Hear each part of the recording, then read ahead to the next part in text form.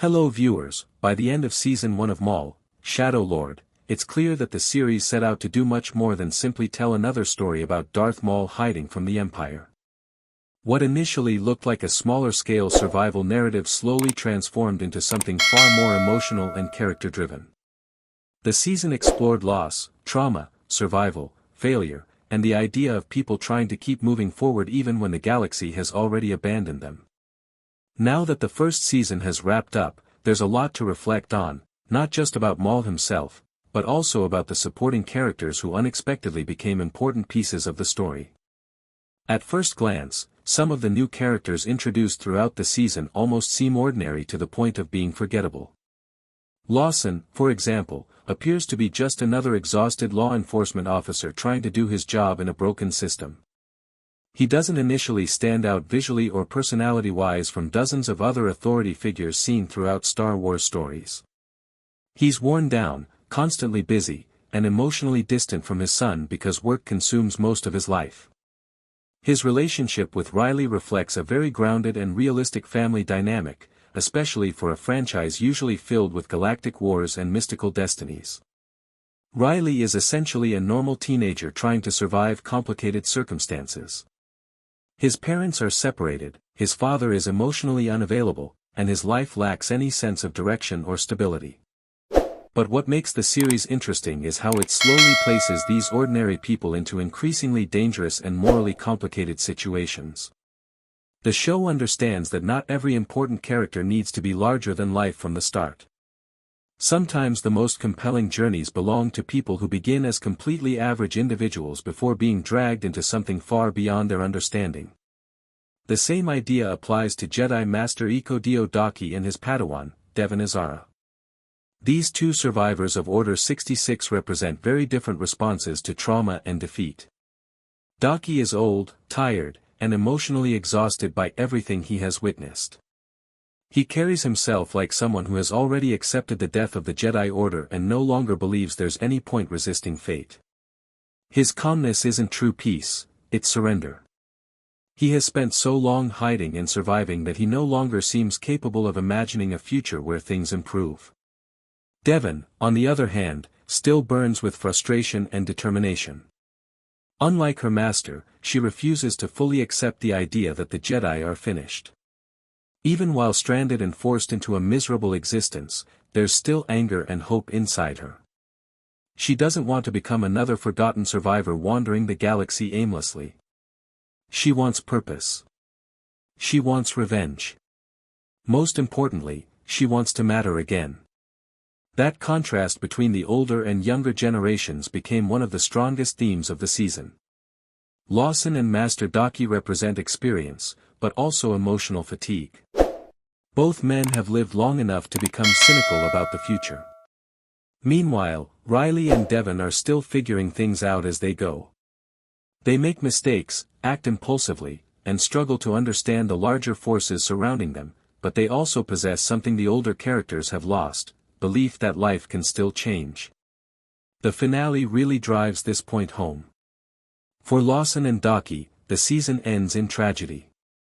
Their stories reach their conclusion. But for Rylee and Devon, things are only beginning. Their futures now feel deeply connected to the chaos left behind by the adults who failed to protect them. That's one of the reasons the second season already feels promising.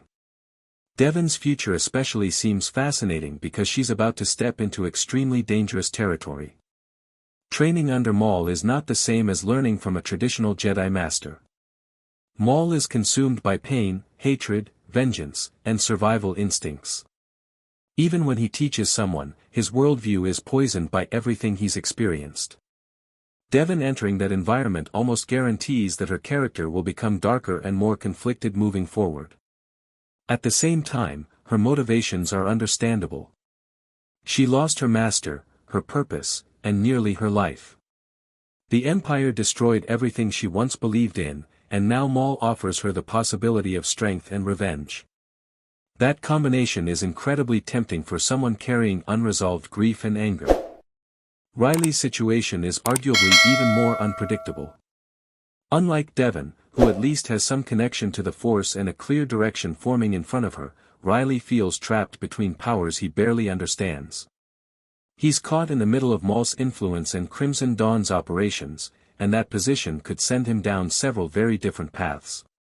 He could eventually become some kind of mercenary figure, surviving however he can while working for dangerous people. Or he could become leverage, someone others manipulate in order to control Devon or pressure Maul. The tragedy of Rylee's character is that he never truly chose any of this. Circumstances just kept dragging him deeper into increasingly dangerous situations. That's why Two Boots promising to reunite him with his mother doesn't really feel comforting. If anything, it sounds like an incredibly risky decision after everything that's happened. Returning to a normal life may no longer even be possible for Rylee. Too many people now know who he is, and too many powerful groups could potentially use him for their own purposes. The innocence he started the season with is basically gone. For years, the Inquisitors in Star Wars have occupied a strange position. They're supposed to be terrifying Jedi hunters working directly for the Empire, yet they often fail whenever they confront major protagonists. Characters like Cal Kestis, Ahsoka Tano, Ezra Bridger, Obi-Wan Kenobi, and even Maul himself have repeatedly survived encounters with them. As a result, many fans stopped viewing the Inquisitors as genuinely intimidating threats. This series changed that perception, especially with Merrick. The episode where Merrick interrogates Chief Klyce stands out as one of the best depictions of Imperial fear in recent Star Wars storytelling. What makes the scene effective isn't flashy combat or force abilities. It's the atmosphere. Merrick behaves like a predator who understands he already controls the room before he even speaks. The tension comes from watching an ordinary person realize they are completely powerless in front of someone who serves the Empire. For non-Jedi citizens, Inquisitors would be horrifying figures. They represent an unstoppable authority capable of torture, execution, and psychological intimidation without consequence. The series finally captures that feeling properly. Merrick doesn't need dramatic speeches or over-the-top cruelty to feel dangerous. His presence alone creates fear. Maul has always been one of the most tragic and fascinating characters in the entire Star Wars universe. His life has been defined almost entirely by suffering. He began as the apprentice of a Sith Lord, trained from childhood to become a weapon rather than a person. Then came his defeat on Naboo, an event that completely shattered his existence. Most characters would have died after being cut in half and thrown away. Maul survived, but survival itself became punishment. He descended into madness, living like some broken creature among scraps and garbage before eventually rebuilding himself through hatred alone. From there, he transformed into a criminal mastermind powerful enough to challenge entire organizations. Yet despite all his intelligence and ambition, every victory eventually collapsed into more loss and pain. That endless cycle is what makes Maul so compelling. No matter how much power he gains, he never truly escapes his suffering. Every attempt to rebuild his life eventually drags him back toward destruction. This series presents perhaps the most vulnerable version of Maul audiences have ever seen. He's physically deteriorating, emotionally unstable, and increasingly isolated. The list of people he genuinely trusts is incredibly small. Even his mechanical legs are malfunctioning, symbolizing how worn down he's become over the years. He can no longer overpower every enemy through sheer skill alone, and the Empire is relentlessly hunting him across the galaxy. At the same time, he's constantly haunted by memories of his failures. The ghosts of his past never leave him alone. Every loss, betrayal, and humiliation still lives inside him. One scene in particular perfectly captures the emotional weight of the character. When Maul quietly apologizes to himself before breaking down emotionally, the series reaches its most heartbreaking moment. It's such a simple scene, but it says everything about who he has become. You can feel the despair crushing him all at once.